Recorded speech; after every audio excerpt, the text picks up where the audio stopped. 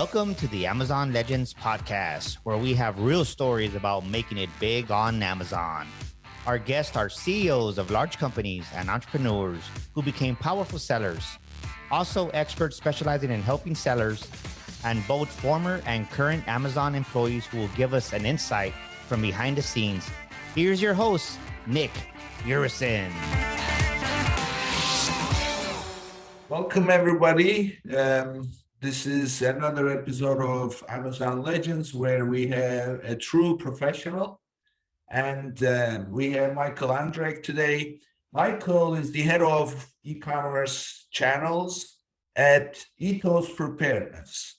And he's been managing seller accounts for over a decade. There is not much that he has not seen.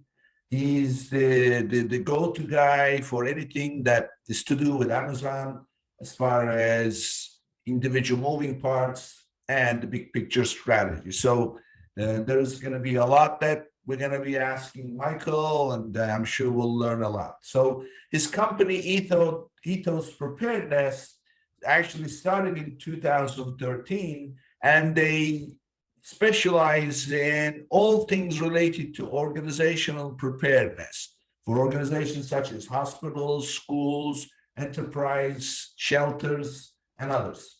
And also, Ethos discovered that there is a market for consumers. So Red Fora was founded on that principle to sell all things related to preparedness for consumers. And their main product, for example, is earthquake bag. And Ethos is based in California, so that's obviously something that's very much needed. And then also bags for hurricanes, wildfires, you name it. And their products make it easy enough to be prepared, where you can grab and then run if there is such a situation. So, so usually sellers typically focus on driving sales, getting orders, and then move stuff as much as possible and as soon as possible. But really, they don't put too much thought into managing large volumes of orders. So if you're starting new, obviously you want to get a lot of orders, but once you do, that becomes a challenge to juggle everything so that you've got continuity in sales. So Michael does something that people don't think about when they start the business, and he does it really well. So Michael, tell us about how you juggle when the operation grows and you manage to fulfill all the orders, and you do that really well. So tell us how you do it, and what's your secret, and what would be the things that you would recommend for other people. So the earthquake bag is an interesting product because a lot of demand is generated whenever there's like an earthquake, right? Your order volume can go through the roof like within 15 minutes. Because of that, we always have to be prepared to be able to handle this initial order surge and be able to sustain that and get those orders out as quickly as possible for our customers, because they're kind of worried. The biggest thing that we have to make sure we are ready to do is have a plan. Know how much of the parts that we have that we can assemble the bag, know what we can get out the door into our fulfillment centers, what we can get out the door to our customers. Unless you have a global understanding of what your production level looks like and what it is, you're going to fall flat. You're going to get thousands and thousands of orders and not be able to fulfill them. And it takes really good inventory planning to make sure that you can execute once you get those huge surges. So what I hear is something we've actually never covered before, because you mentioned the word assembly. So this actually applies to anybody who wants to create bundles, because you don't necessarily have that finished item in stock as inventory that you can track. You actually have the components, and those components, you need to know what to put into making up that final item. So this makes the challenge a lot harder, right? So how do you do that? So we currently, it used to be a manual process, but we have a ERP now that can help us with our kit builds. So it looks at each of our individual SKUs, and then it breaks it down into its component parts. And then we can run a report, and we can only build as many of like the earthquake bag as the parts that we have underneath it.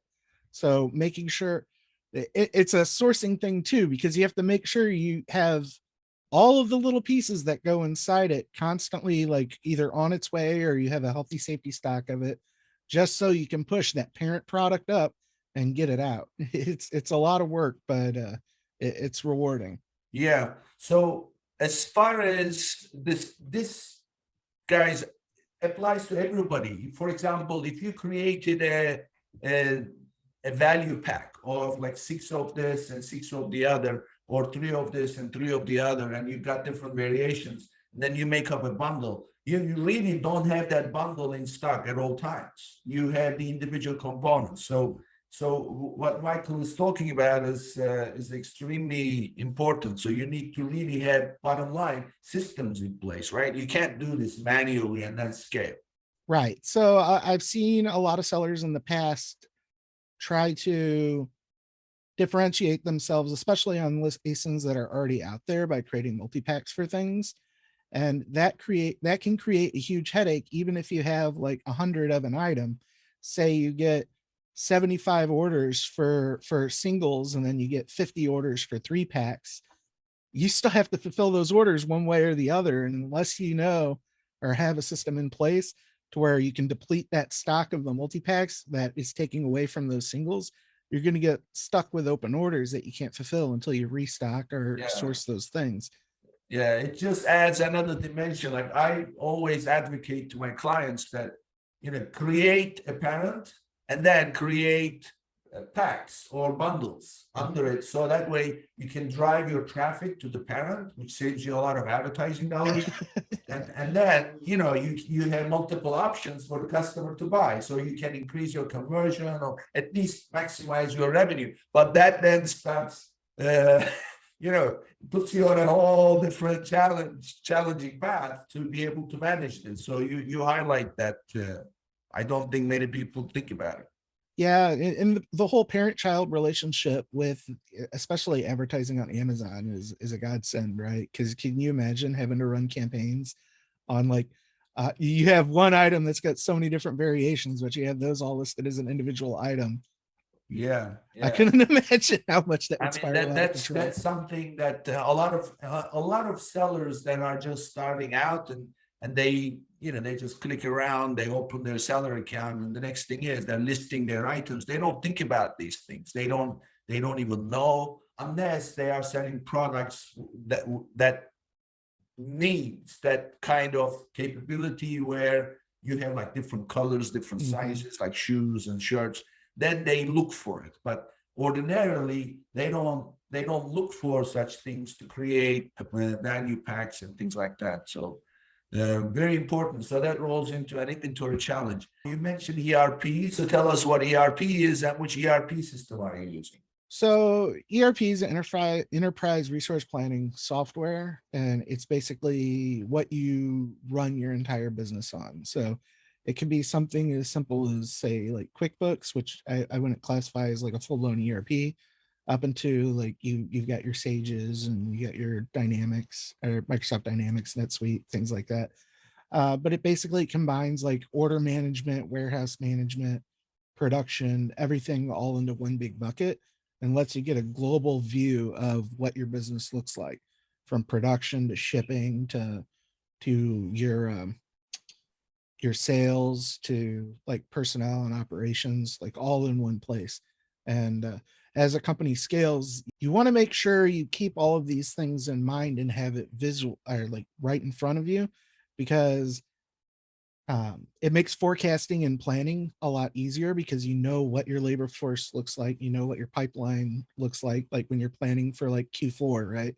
You have to, what you need to be, what you are capable of, as well as being able to track all that revenue and money going in, money going out. Just having one singular focus is incredibly important, and ERP is invaluable for that. And which one did you pick? We went with Sage Intact. Okay.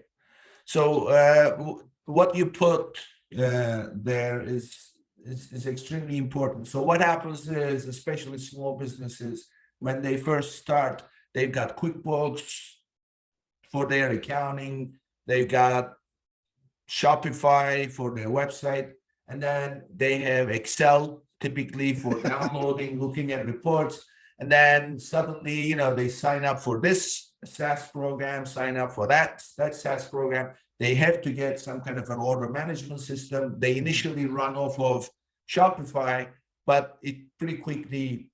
I have a lot of experience. You have to get, especially with an ERP, you got to get in the middleware game. So you got like Yeah. So basically, what happens is you start accumulating information that is key to your decision making for managing your channels, and it becomes all over the place, scattered. So from my standpoint, when I did this, I would be exhausted by the time I gathered everything in one place and looked at the report, which, by the way, would be outdated the moment that you download it. So I would, but even then, outdated or not, I just would be exhausted to look at it and really put intense brain work, because all that legwork, gathering things. So you do that at the beginning. I mean, that's how you don't start with an ERP. You had to do that, so you suffered through it.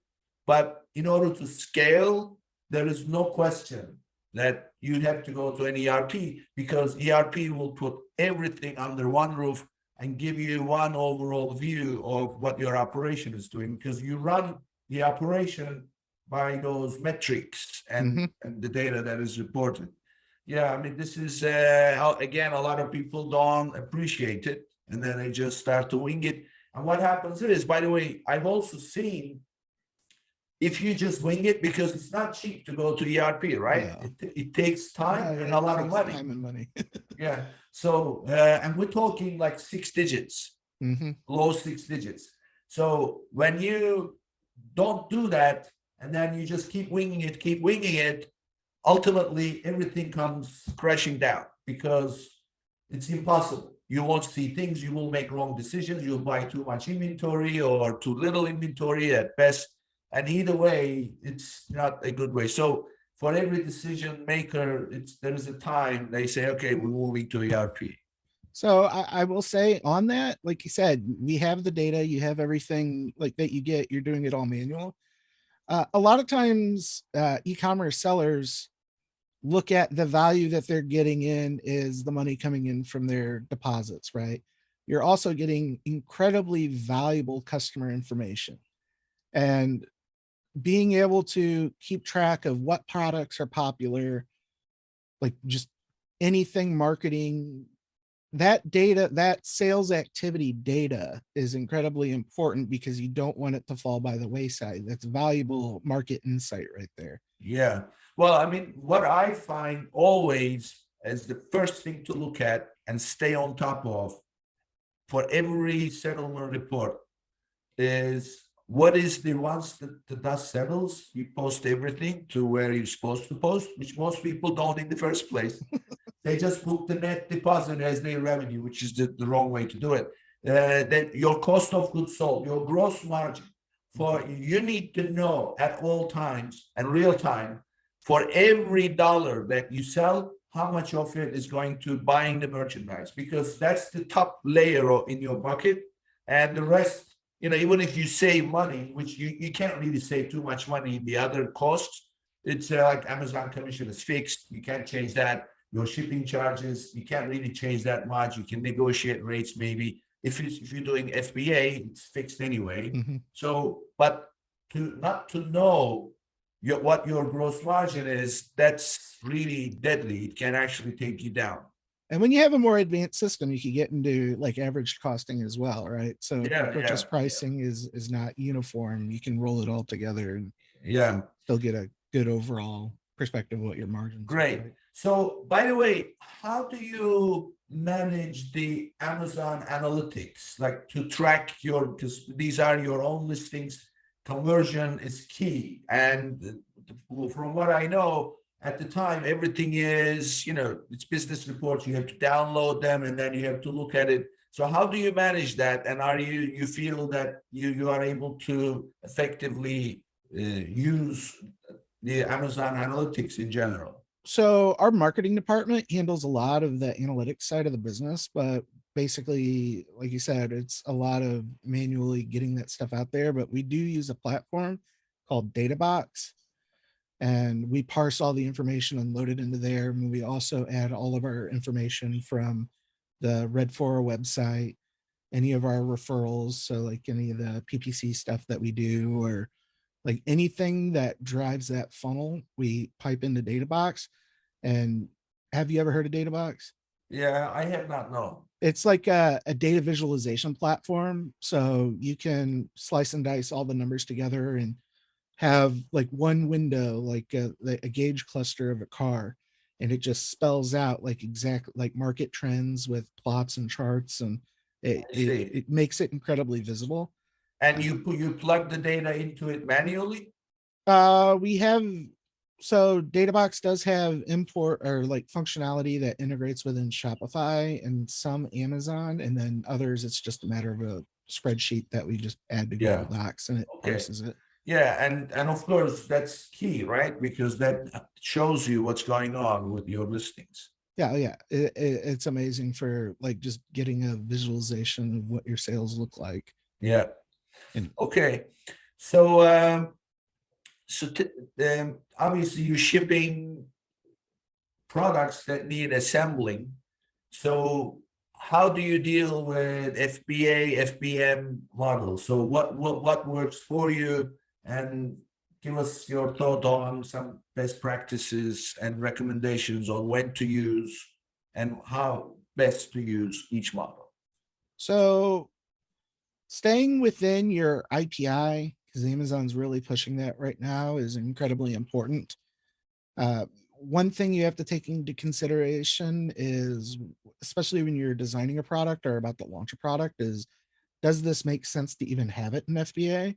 Especially if it's like a larger product. Like a lot of our bags are a little bit too big and bulky to fulfill on FBA. I'd love to be able to do that, but it just doesn't make sense to do that, to spend all that storage stuff or the storage fees and all that jazz. So you have to have an understanding of what your customers' order behavior is going to look like, and then have an understanding of what you can produce, and just have the stock either staged. So it's like a 3-stage process, right? You have your inner components, and then we have our like whatever the bag it's going to go into, and then your finished good, which is ready to ship on the shelf.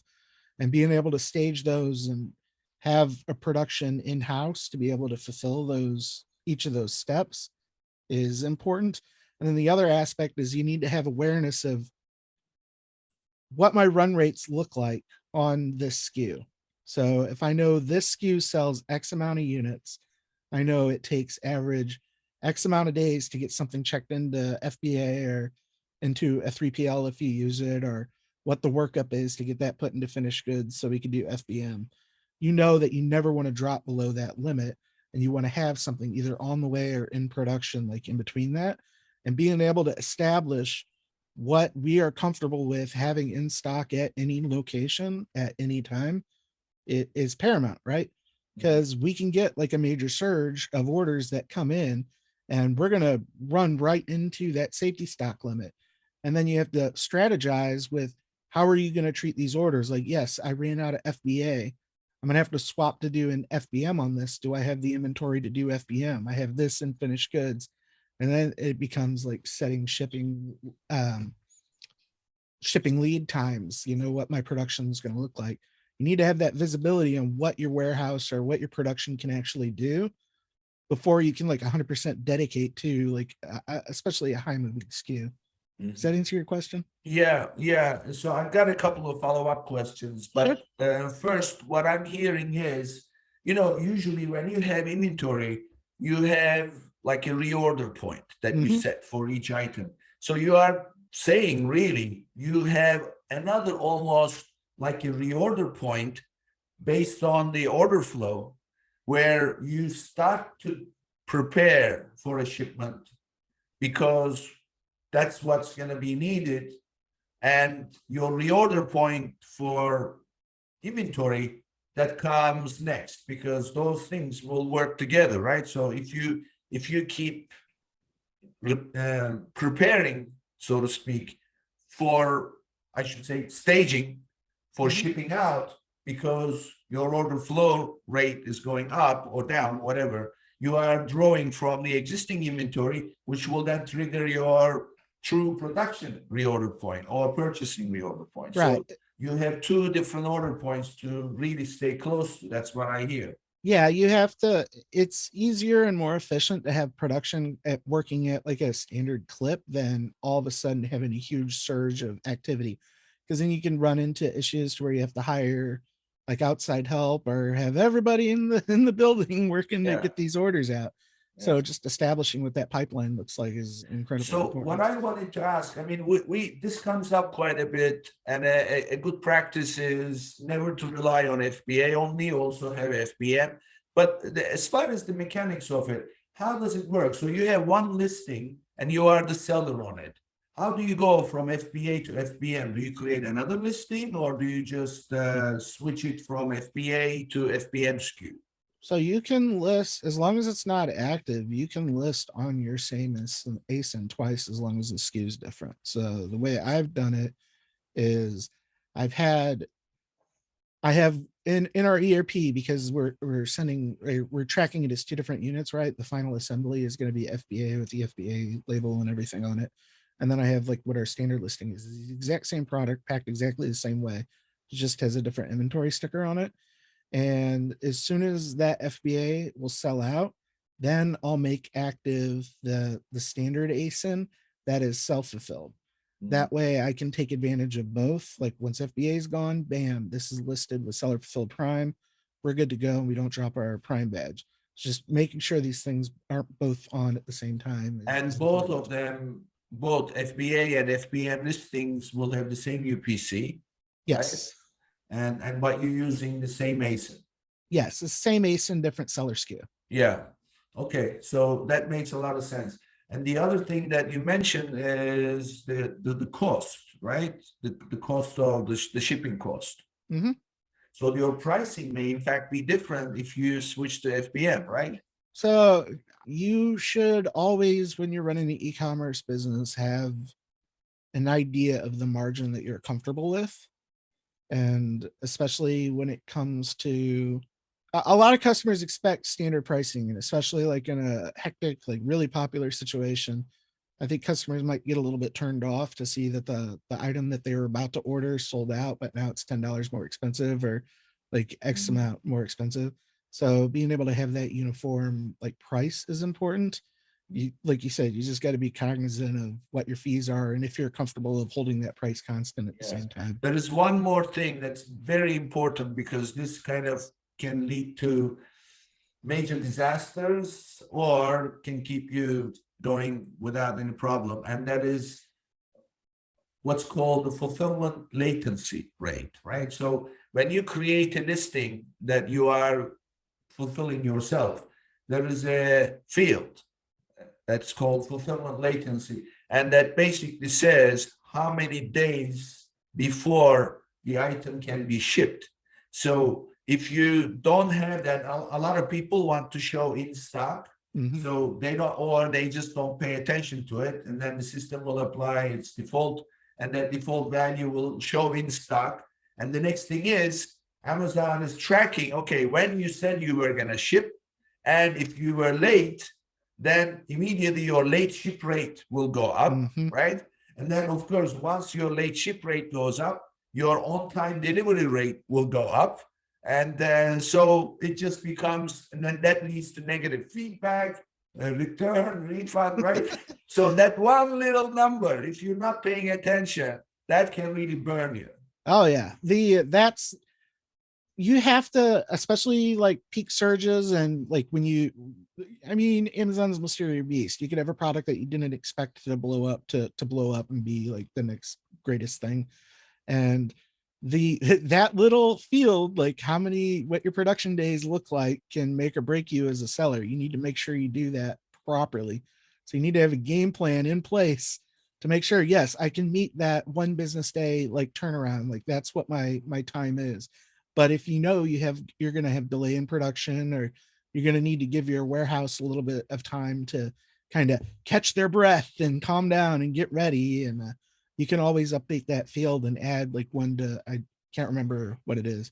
But I will say, I have been watching a lot of the emails that have been coming from Amazon, like from the Amazon seller support, and they've been harping on sellers that have those longer windows, like over 3-day windows. So I have a sneaking suspicion this is just me, but I've been dealing with Amazon a lot when they do these kind of things. It's a new policy change announcement, but they've been really going like, hey, we see that you're actually meeting like your fulfillment costs way before then. Customers are more likely to order from you. And that's kind of almost Amazon's code word to be saying, hey, pretty soon we're going to have a policy that says you have to be able to ship within 1 business day. So Yeah. I don't know if I'm being kind of a conspiracy freak, but that I've seen it happen like that. No, you're right. I mean, about this particular one, I don't know. We'll see, I guess. But you are absolutely right. Amazon is the kind of company where you have to read between the lines. Mhm. They don't tell you exactly. You have to see their behavior, so to speak, when it comes to policy and procedure, and then immediate watch also what's going on in Amazon world in general, and then expect that this is coming. So one of my most favorite experiences is I built a whole repricing system, and it was simply trying to keep me in the buy box. But this is back in 2009. There were no repricers. So I was doing it. Of course, that gave me a lot of volume. But what I discovered was Amazon was looking at the standard shipping, because if you are fulfilling yourself, you have standard shipping, expedited, and express shipping. So it was simply taking the item price and the shipping price from the merchant and then calculating what it takes to be in the buy box. Mhm. So what I discovered was there was one particular seller, so crafty, he discovered that if he didn't offer standard shipping, but only expedited shipping, Amazon was completely ignoring the fact that the guy didn't even offer standard shipping, was taking the standard shipping, which is zero, doesn't exist, into account, and then calculating. So I discovered this. Because I'm looking at the numbers. Also, I did everything at my end was automated. So I'm looking at it, and my buy box rate is down, and it's because of this seller. So when I started digging, it was also hard to really discover this in terms of what's called. Because at the beginning, you don't know. You're looking at all kinds of things. So I reported it to Amazon, and I said, "Look at this. This is wrong. Your system is ignoring." You know what their response to me was? There's nothing we can do about that. It's website behavior. But you know what happened? I changed my end so that I could tell exactly. But it was like 6 months or so. One day, bang, they changed the system. So clearly that got reported. I'm sure I'm not the only one. And they made the change, but it took time. So of course, once they made that change, I was ready. All the sellers that were playing the buy box game, they were out of it. And so, yeah, I mean, at the end of the day, you really need to pay attention to what's going on, and then, read between the lines. They won't tell you until it's too late. And honestly, it's a blessing and the curse, but the Amazon seller forums is okay to take like a glimmer at, or just like a quick look at. Don't really get in depth with it. But a lot of times, because Amazon will do these program changes kind of in waves, so some sellers will get like a heads up before other sellers do. And so watching to see if like anybody's like, hey, I got this real email from Amazon saying XYZ policy is going to happen soon. You kind of get like a heads up that way as well. Yeah. Because I've seen like when the seller fulfilled prime changes were initially announced, they did it in like 2 different batches. And I actually saw somebody post it on the forum first, and I'm like, oh no, this is going to be bad. Yeah. So tell us a little bit about what kind of an impact these peak seasons make, and how do you get ready for it, like shopping season, the Prime Day, and also the post-pandemic world. So peak buying season begins before even peak buying season. You need to make sure that you have all of your purchasing ready to go. Like, you need to either stuff needs to be on the way or about to land in your warehouse. So you got to be ready. The good thing for us is because the products that we have are very spike based at times, we can rely on those regular shipments that we always have coming in, and it becomes just a matter of working up that stock to have it ready to go. And it's just like adjusting um what what you're stocking in house, and adjusting like how much you're sending to FBA or how much you're sending to a 3PL. It's just beefing up those numbers. That's what I've been doing for a while. Is just, you need to make sure you have like stock in the pipeline before people even start talking about the holiday buying season, or if you're a seasonal seller, or just things like that. Like, I used to work in telecommunications, and you were cognizant of the buying habits that like organizations use to refresh their equipment, and what schools do and hospitals do. So you need to have like a global understanding of what customer buying habits are going to look like. And once you have that, you can work up and optimize what your production is going to look like and what your buying is going to look like. But you always have to keep that stuff into consideration. Now, the other thing that I focused when I was the seller was the metrics. For example, what I noticed was the first time I really started to pay attention to the numbers rather than just the selling part was after the shopping season, especially around January, like beginning of January or throughout January, but it would kind of start after the 10th of January, negative feedback ratings went up, because that's when people are looking at, they are back from the holidays, if they were traveling, they're back from their travels, and then they start to find out that the gift that they bought for so and so never made it, and or made it and they're not happy. So you start to get hit with this high return rate, refund rate, high negatives, and of course, while they are going up, your order volume is coming down. Mhm. So when you do the ratio, it really suddenly your negatives, and I'm not talking about the individual listing, I'm talking about your seller Yep. rating, which most people don't pay attention to. They don't even know how to look at it. So those are all valuable. Like, the seller ratings are worth their weight in gold. Yeah, I mean, everybody's seeing the seller rating. They don't they are on the product page, but when they're buying it, they're looking at the seller rating. So they would start to climb to like 10%, 12%, 15%. So what I did was I would tell my team, guys, by the time November comes in, our negatives cannot be any more than 2-3%. Mhm. Because you can bet that that's going to go over 10% by the time January rolls around, and then it will be very hard to catch up. Yep. Because that also drops off once you move into like 30 days, 60 days, 90 days on. But nevertheless, everybody's looking at their immediate experience. So that's also something that would take. And then also imagine if you are at 6%, 7% in July, and you want to be down to 2-3% in November, okay, that's good. But if you realize, in October, we need to bring this down, you're not bringing that down. No, that's especially with the seller reviews and handling those kind of, like, when your defect reports getting hit pretty hard and things like that, is you have the customers that how do I say this gently, that you'll get erroneous reviews that not necessarily apply to you as a company, and those you can't control. What you can't control is the customer experience, and you got to make sure that the customer doesn't have an excuse that is in your control to leave that negative review.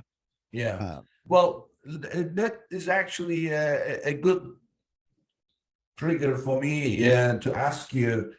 Tell us about some of the best practices of how to deal with these customers from Amazon policy standpoint. What you can say, what you cannot say, what you can include in your emails, and what you cannot. I hate to ask this. I know this is like a big controversial subject, right? So I think the biggest thing that Red Fora has going for us is we make our product as simple as possible for anybody to understand how to use it. Like we spell out, like we include a guide with everything. We have like video tutorials on how everything works. And majority of the time that keeps like that takes care of all of our customers, but you do have the ones that sneak in. And a lot of the complaints that come in are legitimate complaints that could potentially affect like how something happened in production that we had to fix. And then you have the other complaints that are things that I never would have taken into consideration, but I could see a problem. Like I think one of them was like a person ordered a bag, but it was too heavy for her. And then I'm like, this got us moving in the back. They were like, okay, maybe we can come up with a product that's smaller and still has enough stuff. So that is how we handle preventing those things. And then you just got to be tactful with how you respond to customers. Like you, especially the ones where you as a seller could be in the right, the customer can be in the wrong. But Amazon assumes that all of the sellers are wrong and all the customers are right. And navigating that with tact is incredibly important because, you know, you kind of feel slighted when you get those types of emails and those types of metric hits. You just got to be able to take it on the chin and just treat the customer well, because of course, Amazon's going to know how you're interacting with that customer, and a customer can do a lot more damage to your account instead of just leaving a negative review, right? If they wanted to get incredibly spiteful, they can get you shut down. Yeah. So I'm not one to fight a customer if they think they had a bad customer experience, if that makes sense. Yeah, exactly. I mean, what you just said is true. If they think they had a bad customer experience, not necessarily they may have had a bad customer experience, but if they think that that's good enough for Amazon to say, no, this is not good. And the other thing is, you can't do things like, oh, if you do this, I'm gonna do this for you, like in a good way. If you, you know, if you take remove your negative feedback, I'm gonna give you this. Or Here's if a you gift do card this, for 5-star review. those are like, I've like sat down, like before the pandemic started, I was redoing my home office and I was buying a lot of cable organizing and just stuff to make things like look nice. And probably out of the 10 packages that I ordered, 5 came with a card promising me a $10 gift card to Amazon for a 5-star review. And well, I'm looking at this and I'm that that does happen. And as long as it's a package insert, it is the verbiage is key. How you word. this violated the policy because I reported it and the seller got shut down. You did. I expect a clean platform. I do things by the book. I expect every other seller to do the same thing. And you can't put your email address in these messages. No email address. Like it has to go through buyer seller messaging. Yeah. Okay, cool. No use trying to get around that. So so talk about the team. Obviously, you run the channels, but tell us about what it takes to be successful on Amazon as a team, and describe the roles because they have different things. Obviously, you are laser focused on inventory, but there's so many aspects that we just covered. You obviously know everything, but you can't do everything. Right. So what are the roles, and what is a good idea to outsource, and what is a good idea to keep it in-house, and what are the things that you really don't want to let anybody else touch, but you do yourself? So give us that.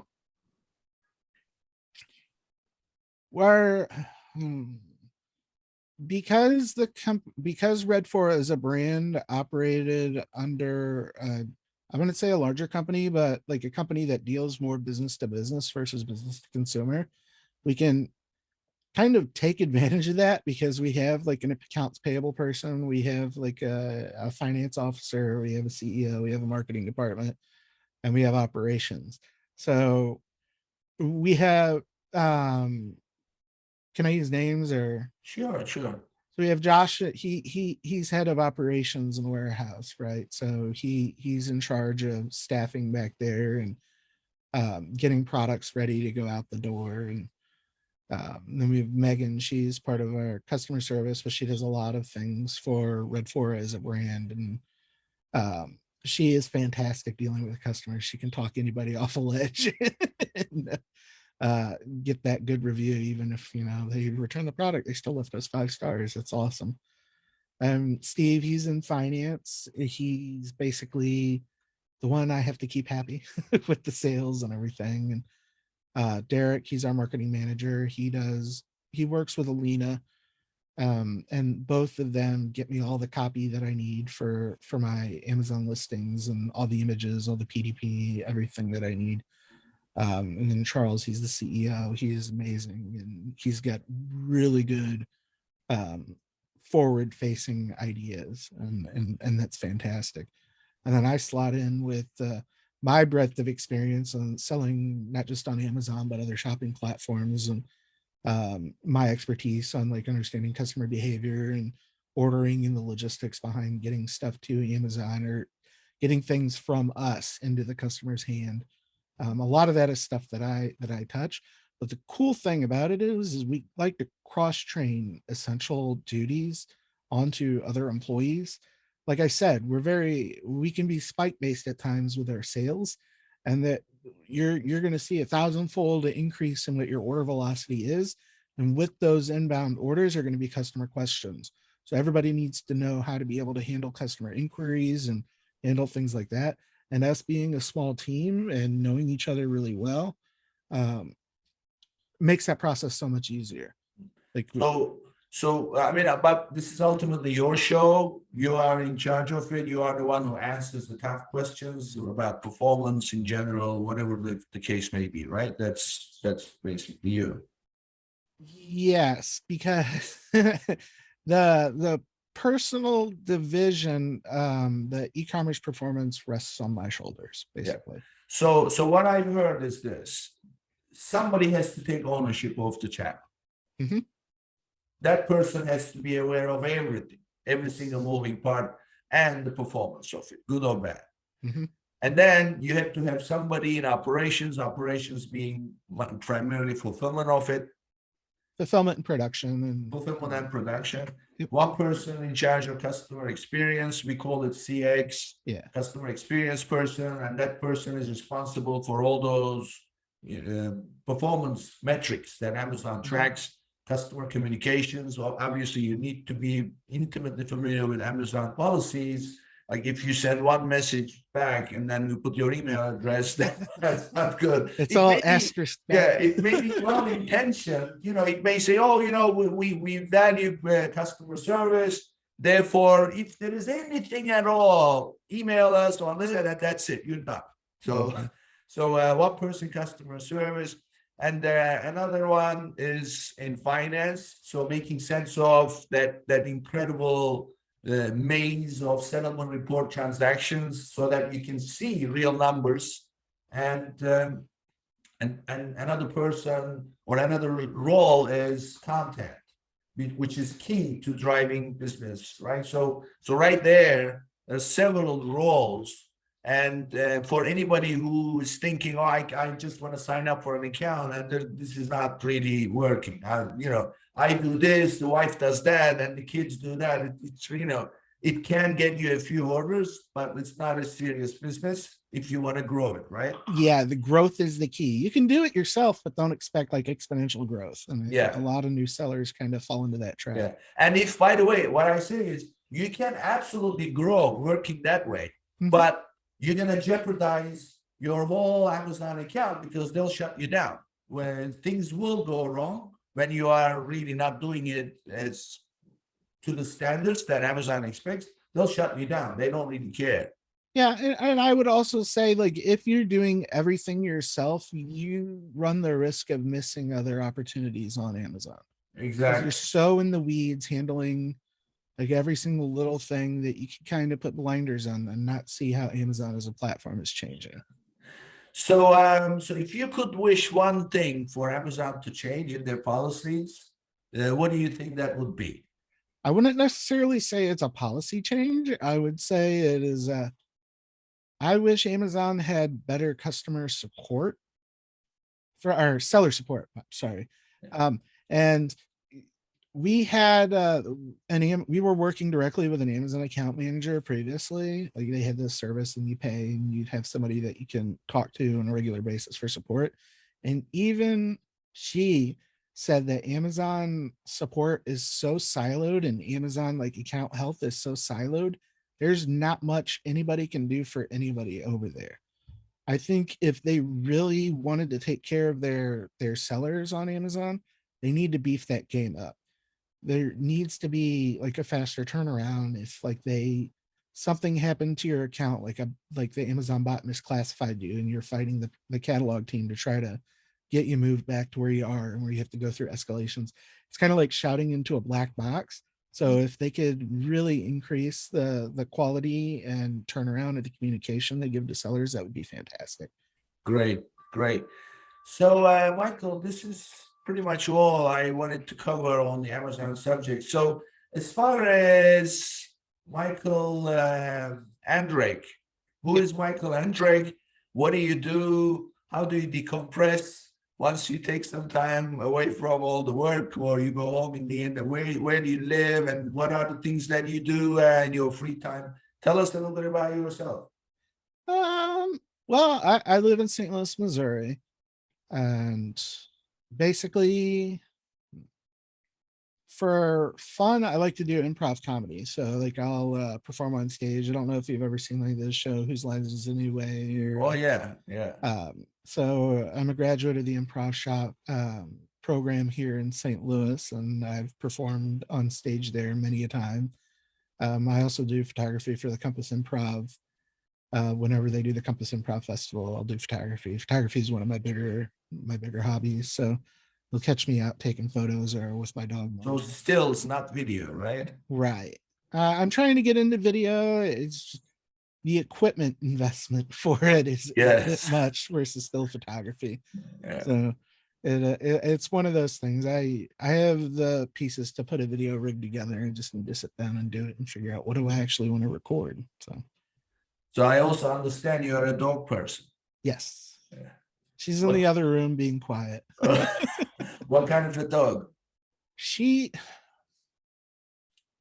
Imagine a mix of like a Jack Russell and like 3 different other types of dogs in a 70-pound or in a 30-pound package.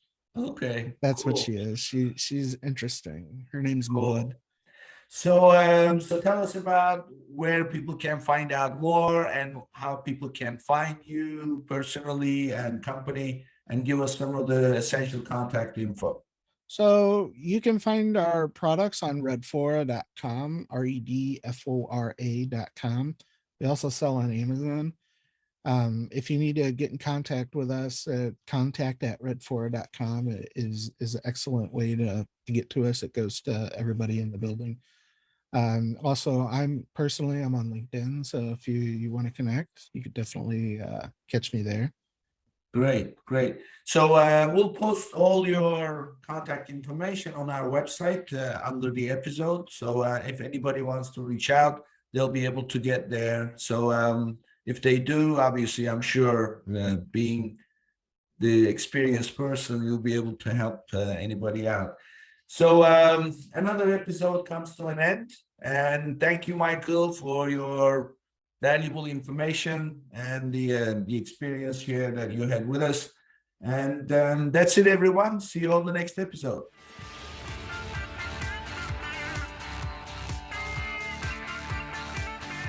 Thank you for tuning in to today's episode. Be sure and subscribe, rate, and review our show. And be sure and share an episode with a friend. And thank you so much for being with us today. We'll see you next week here on Amazon Legends.